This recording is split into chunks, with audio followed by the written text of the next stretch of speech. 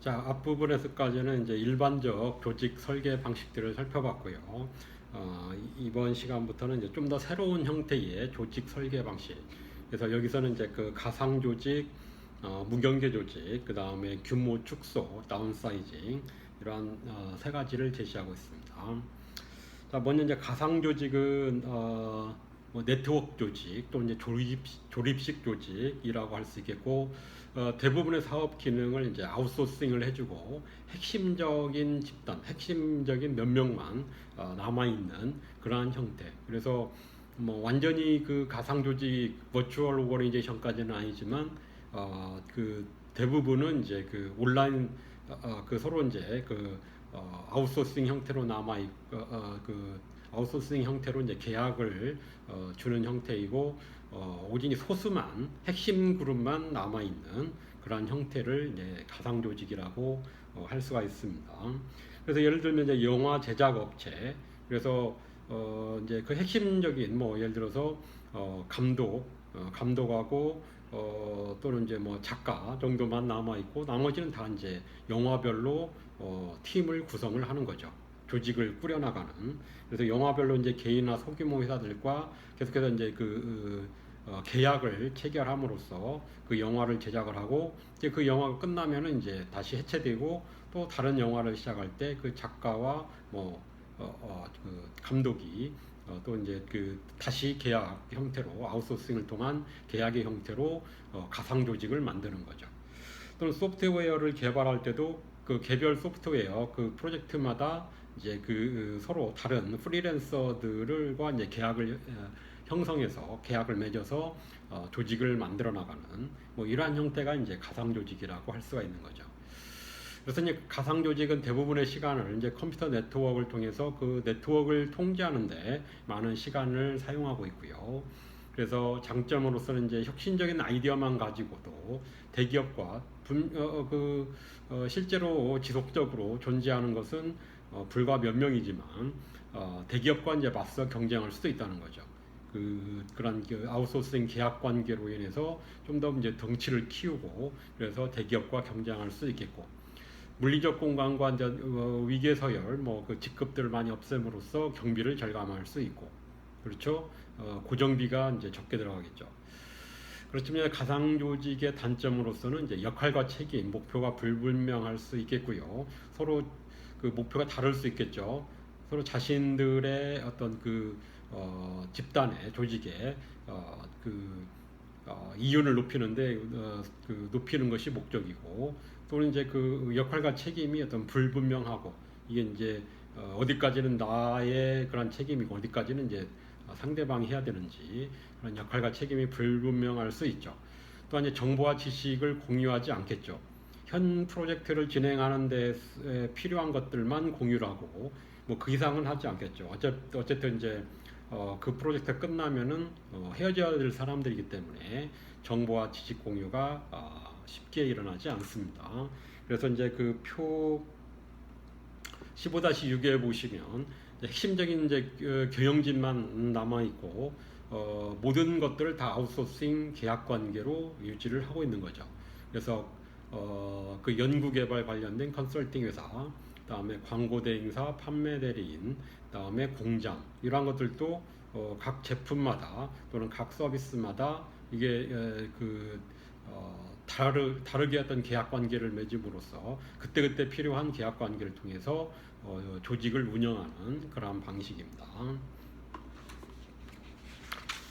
자, 그 다음에 이제 무경계 조직은 바운더리를 없애자는 겁니다. 이건 이제 GE 제너럴 일렉트릭스의 이제 잭 웰치 회장이 주창한 그런 개념인데, 실질적으로 경계가 없을 수는 없겠죠. 그렇지만 그 경계를 최소화하자는 거죠.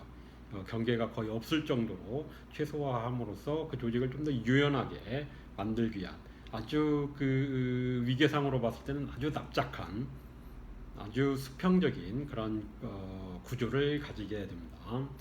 그래서 이제 명령 체계를 줄이고 통제 범위는 넓히고, 뭐 이론적으로는 이제 그 무한대로 넓히는 거죠.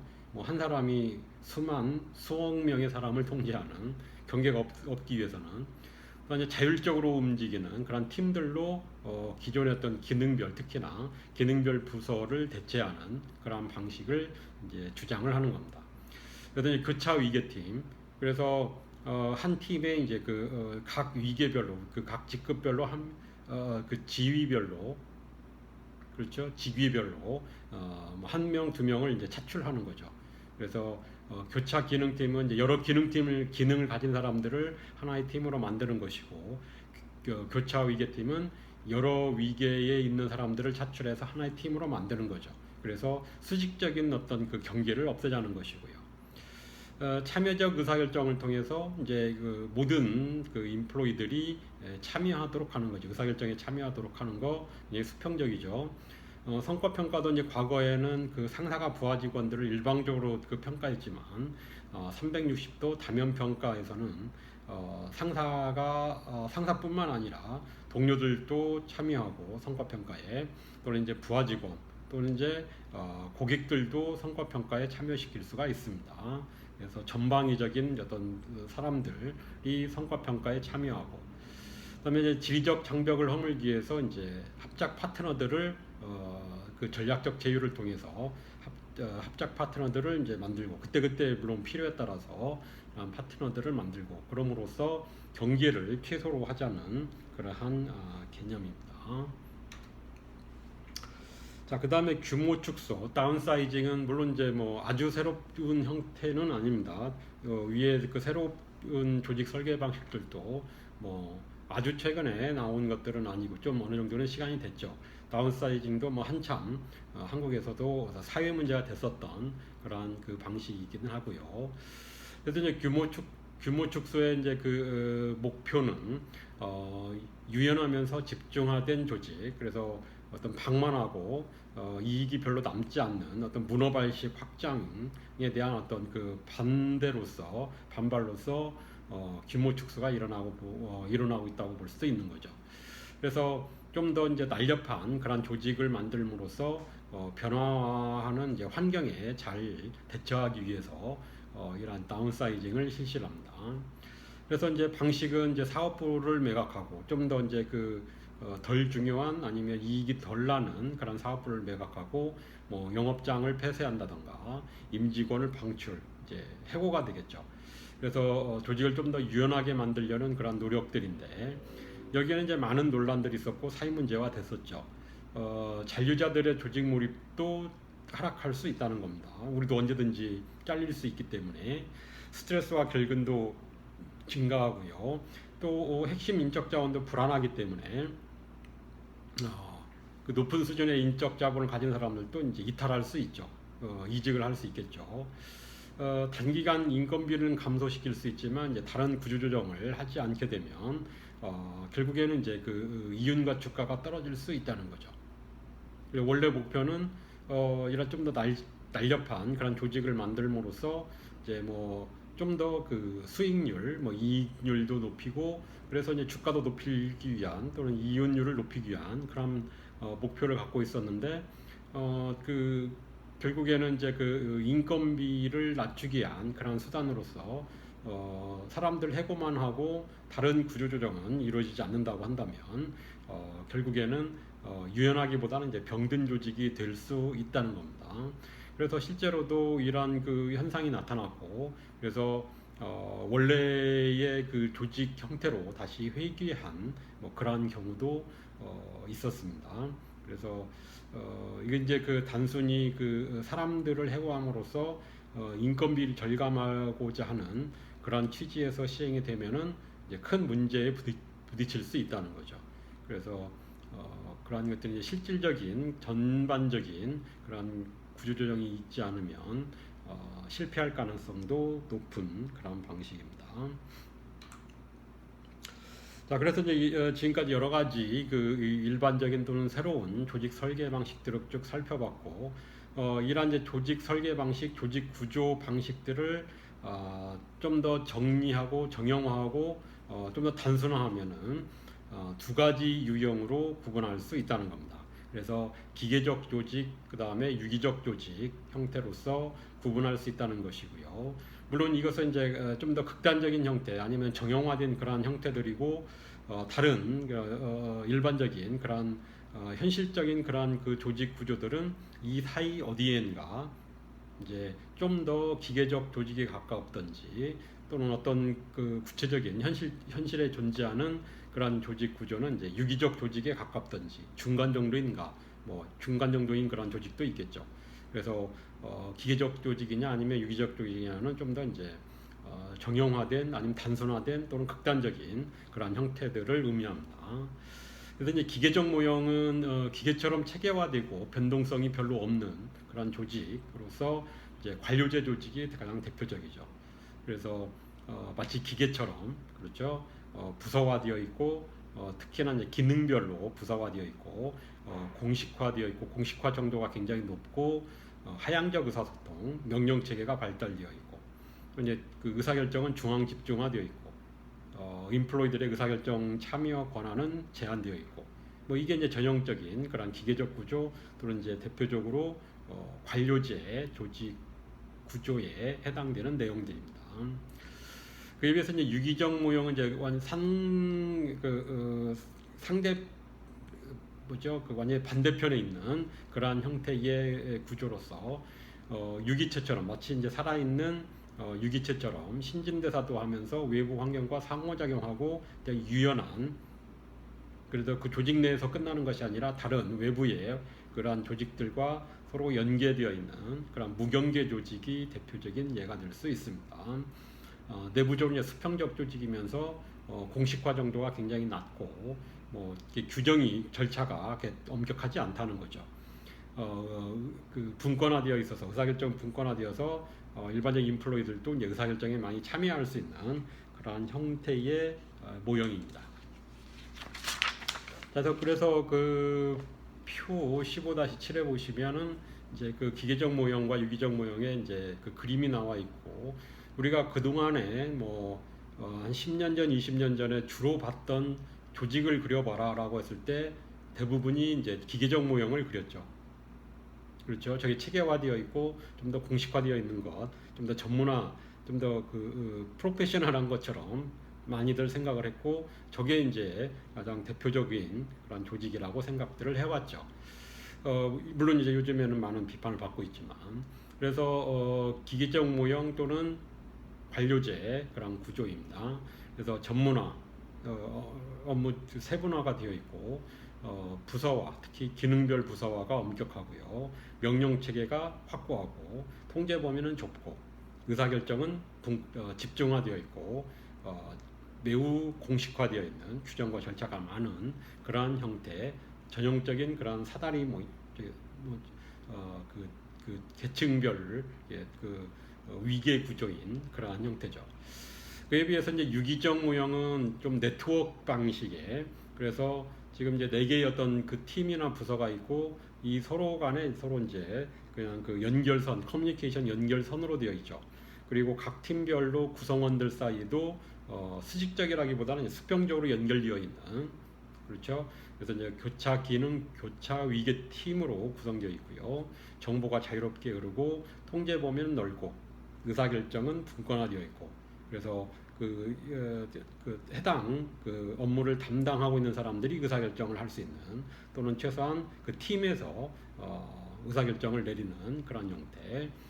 공식화는 매우 되어 있지 않은 그렇죠. 규정과 절차가 그렇게 까다롭지 않고 그때그때 맞는 방식으로 업무를 처리하는 그런 형태가 되어 있죠. 자, 그래서 이제 다양한 형태의 이제 조직 구조, 조직 설계 방식들을 살펴봤는데 이런 이제 조직 구조를 결정하는데 영향을 미치는 요소들 여러 가지가 있겠지만 여기에서는 전략, 규모, 기술, 그 다음에 환경 이 4가지 요인들을 살펴보게 됩니다. 그래서 먼저 이제 조직 전략은 결국에 이제 조직 전략에 따라서 조직 구조가 영향을 받을 수밖에 없다는 겁니다. 그래서 조직 구조는 결국에는 목표를 달성하는데 어떤 조직마다 그 목표가 있다고 했고요. 그 조직이 목표를 달성하는데 하나의 수단이죠. 조직 구조는 결국에는. 그런데 이제 이 목표라고 하는 것은 또한 이제 전반적인 전략, 그 조직의 전략에서 나오기 때문에 결국에는 구조는 이제 전략을 따라야 된다. 그 목표를 추구하기 위한 공통적인 그런 목적을 갖고 있고, 결국에는 이제 구조는 전략을 따라야 된다는 거죠.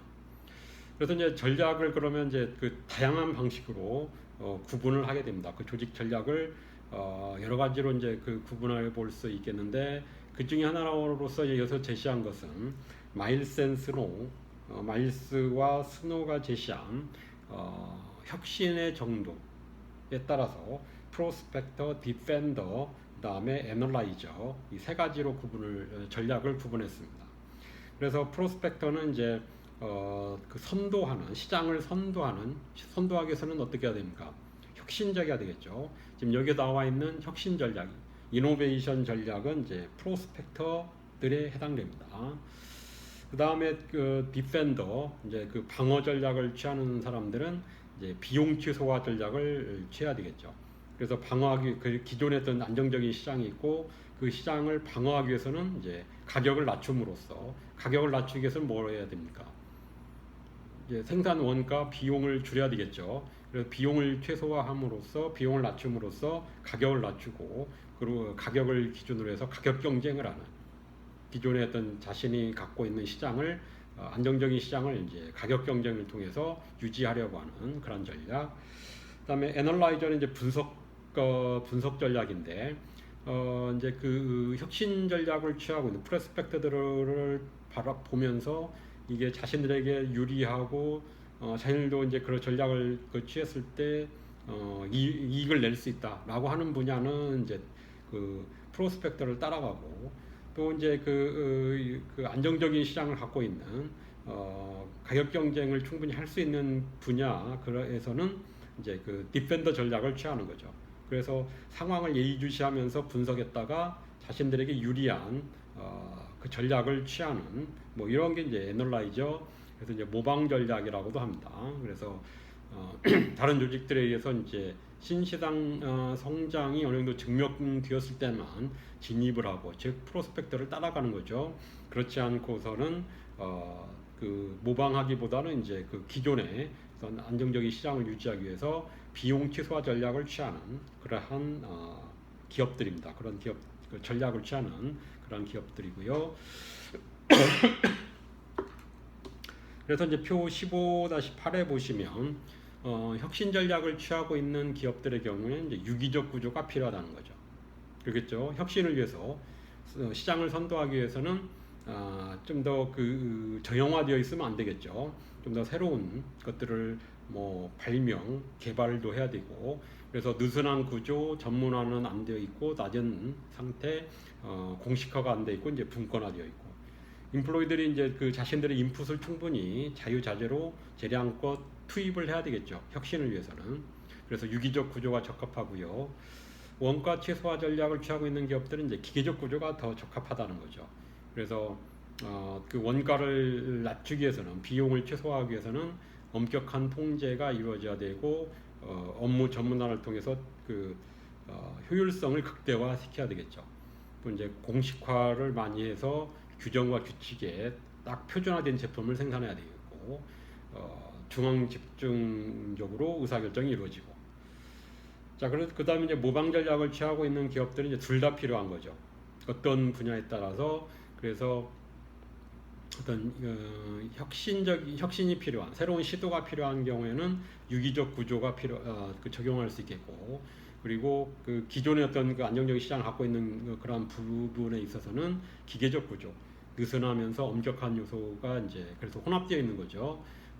현재 활동, 기존의 어떤 그 시장을 위해서는 엄격한 통제, 새로운 시도를 위해서는 좀 더 느슨한 관대한 통제, 이러한 것들이 결합되어야 된다는 겁니다. 자, 그 다음에 조직 규모 측면에서는 소규모 기업으로 존재하다가 점차적으로 이제 그 성장 발전해서 규모가 확대되면 이제 전문화해야 되고, 그렇죠. 좀 더 이제 그 스페셜라이제이션이죠. 그 각각의 이제 업무를 좀 더 그 나눠서 자신의 어떤 역할들을 반복적으로 수행하는 방식으로 가야 되겠고, 이제 부서화를 해야 되겠죠. 뭐 어떤 방식이 됐든 간에 기능별이든 제품별이든, 또는 이제 수직적으로 계층화하고, 명령 체계를 확고히 하고 규정과 규칙을 많이 만들고. 자, 그러다 보면 어떻습니까? 이게 이제 관료화 체제로 관료제로 가는 거고, 그만큼 요즘에 이제 그 비효율성을 낳을 수 있는, 그렇죠? 그 변화 발전에 그 변화에 그 잘 적응하지 못하는, 따라가지 못하는, 혁신이 잘 이루어지지 않는. 그렇기 때문에 이제 이러한 것들을 극복하기 위해서 이제 그 나누는 거죠. 그 조직을 지금 비대해지고 있는 조직을 작은 단위로 나누는 겁니다. 그래서 규모가 일정 수준 이상으로 이제 커지면 이제 사업부별로 분리하거나 분사하거나, 그래서 규모를 축소해야 다시 어떤 그 요즘에 필요한 변화하는 상황에 잘 적응할 수 있는 그런 조직 구조로 갈 수가 있습니다. 관료제에서 좀 더 매트릭스 구조나 아니면은 뭐 무경계 조직, 좀 더 유기체 구조로 갈 수가 있다는 거죠. 유기적인 그런 모델로 갈 수가 있겠고요. 그 다음에 이제 기술적인 측면, 어떤 기술을 활용하고 있느냐에 따라서도 어떠한 그 조직 구조를 도입할 것인지를 결정하게 됩니다.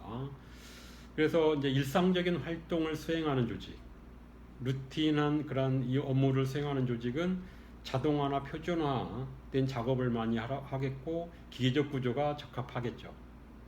그렇죠. 계속 반복적으로 해왔던 일들을 굳이 혁신이 필요한 것도 아니고 과거에 해왔던 것을 반복적으로 하기 때문에 기계적 구조가 적합하겠고요. 반대로 비일상적인 활동을 수행하는 새로운 것들을 해야 되는 그런 경우에는 이제 재작업도 해야 되고 갱신도 해야 되고 새로운 것들을 도입을 해야 되죠. 그런 경우에는 이제 유기적 구조가 적합하다는 겁니다. 그렇죠. 그래서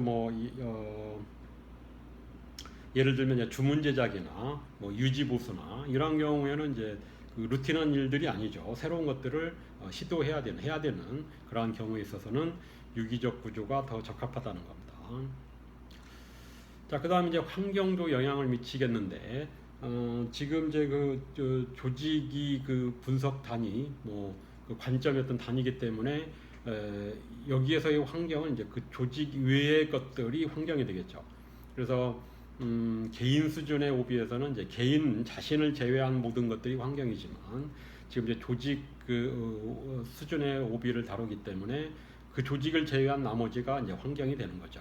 그래서 외부 제도, 외부의 이제 정부라든가 정부 제도 또는 공급자, 공급업체, 고객 또는 경쟁자, 경쟁업체나 정부기관, 뭐 이러한 것들이 이제 환경이 되겠죠. 그래서 이제 그 업체가 그 물적 자원이 부족하고 동적이면서 계속 변화하는 그 변화가 필요한 변화하는 과정에 있는 또 이제 복잡한 그러한 조직일수록 유기적 구조가 필요하다는 겁니다. 그래서 뭐 한국도 이제 일단 자원이 부족하고 동적이면서 상당히 이제 인적 자원이 중요한 그러한 경우에는 인적 자원을 이용해야 되고 투입을 이용해야 되죠. 그만큼 이제 유기적 구조가 적합할 수 있다는 겁니다. 반대로 이제 물적 자원이 풍부하고 정적이면서 별로 변화도 없고 단순한 그런 환경에서는 기계적 구조가 적합할 수 있죠. 그렇죠. 자원이 풍부해서 그 자원을 가지고 변화도 크게 필요치 않고 그런 경우에는 이제 생산 비용, 인건비 이러한 것들을 줄여서 가격 경쟁력을 높이고 그럼으로써 이제 많이 팔고 그렇죠. 그래서 이윤을 남길 수 있는. 그래서 지금 이제 그 기업이 속해 있는 환경이 어떠하냐에 따라서도 서로 필요한 조직 구조, 적합한 조직 구조가 달라질 수 있다는 겁니다. 물론 조직 구조는 구성원들에게도 영향을 많이 미치겠는데 모든 사람들이 우리가 지금까지 이제 관료제 조직을 대체로 요즘에 많이 비판하면서 마치 이제 유기적 구조면 다 해결되는 것처럼 굉장히 이상적인 것처럼 얘기를 하고 있지만 모든 사람들이 다 이 유기적 구조를 선호하는 것은 아닙니다. 앞서서 직무 특성 모형에서 자율성, 예를 들면 자율성이나 다양성이 주어지면은 동기가 부여된다라고 얘기했지만 모든 사람들이 다 그 자율성이나 다양한 일을 하기를 원하지는 않는다고 말씀을 드렸죠. 그래서 어떠한 사람들의 경우에는 이제 과업이 표준화되어 있고 모호성이 최소화되어 있고 이런 상황에서 오히려 그런 상황을 더 좋아하고 생산적일 수 있고 만족도가 높아질 수 있다는 겁니다. 직무 특성 모형에서는 이제 그 개인들의 성장 욕구가 얼마나 강한지에 따라서 또 이제 조직 구조에 있어서도 좀 유사하게 적용될 수 있겠죠. 좀 더 성장 욕구가 강하고 좀 더 뭐 개방적이고 이러한 사람들은 유기적 구조를 좋아하겠지만 좀 더 안정적이고 보수적이면서 뭐 귀찮은 복잡한 걸 싫어하는 그런 사람들의 경우에는 그 기계적 구조가 더 좋아할 수 있겠죠. 기계적 구조를 업무 전문화는 생산성을 높일 수는 있지만 직무 만족도는 낮출 수가 있고 물론 이제 이게 앞서 말씀드린 것처럼 인간에 의한 이제 비경제성이 더 높아지면은 생산성도 떨어질 수 있겠죠. 직무 만족은 물론 낮고요. 그다음에 성장과 다양성에 대한 욕구가 높은 전문직의 경우에는 분업화, 이 전문화되는 것을 부정적으로 바라보겠죠. 그렇죠? 좀 더 이렇게 정해져 있고 이런 단순하고 반복적인 이런 것들을 좋아할 리가 없죠. 그래서 전문직일수록 좀 더 성장 욕구가 강하고 다양하기를 원하고 그렇기 때문에 기계적 구조를 상당히 싫어하고 유기적 구조를 선호할 수 있는 가능성이 높고요. 그다음에 예측 가능성을 중요시하는 지원자는 기계적 조직을 더 선호하겠죠. 기계적 조직에서는 예측이 가능하죠. 변화가 별로 없고 자율성을 중요시하는 지원자는 유기적 조직을 선호할 것이고요. 당연히 그렇겠죠. 권력거리가 큰 문화에서는 기계적 구조를 잘 받아들이는 경향이 있죠. 원래부터 이제 권력거리가 서로 권력을 가지고 있는 정도가 다르고 그래서 위계화된 그런 문화일수록 그냥 기계적 구조, 상명하복적인 그런 구조도 쉽게 받아들일 수 있다는 겁니다. 자, 마지막으로 이제 진짜 마지막이 되겠네요. 표 15-10을 보시면 이제 기계적 구조와 유기적 구조를 어떠한 구조를 이제 받아들일 것이냐, 원인과 결과로 분리해서 나타나고 있습니다. 그래서 이제 기계적 구조를 받아들일 것인지 유기적 구조를 받아들일 것인지 그 원인으로서는 앞서 말씀드렸던 이제 4가지, 물론 그에도 여러 가지 원인이 있겠지만 어떤 전략을 가지느냐에 따라서 규모가 어떠하냐 또는 어떤 기술을 활용하느냐 또는 주변 환경이 어떠하냐에 따라서 기계적 구조를 받아들일 수도 있고 유기적 구조가 적합할 수도 있고 그렇죠. 자, 그러고 나면은 이제 각각에 따라서 성과 만족도가 달라질 수 있다는 거죠. 기계적 구조가 잘 맞는 경우에는 성과도 높아지겠고 구성원들 입장에서는 만족도가 높아지겠고 또 이제 유기적 구조가 맞는 그러한 조직의 경우에는 유기적 구조를 받아들이게 되면은 성과가 높아지겠고 또 그러한 사람들을 유기적 구조에 맞는 사람들은 이제 만족도가 높아지겠고 그래서 이제 아래 나와 있는 개인차와 문화적 규범이 이제 조절 변수들입니다. 그래서 같은 기계적 구조를 받아들인다 하더라도 개인들이 이제 어떠한 것을 더 좋아하느냐에 따라서 성과와 만족도가 달라질 수 있겠고 또는 이제 문화에 따라서도 어떤 구조를 받아들이냐에 따라서 적합하면은 성과와 만족도가 높아지겠고 적합하지 않고 서로 어긋나는 경우에는 개인 차이와 문화적 규범이 받아들인 구조와 어긋날 경우에는 성과와 만족도가 떨어지겠죠. 그렇죠. 자, 여기까지 해서 한 학기 OB 조직 행동론 강의를 마치도록 하겠습니다. 다음 주에 기말고사도 있으니까 잘 보시기 바라겠고요. 한 학기 동안 수고하셨습니다.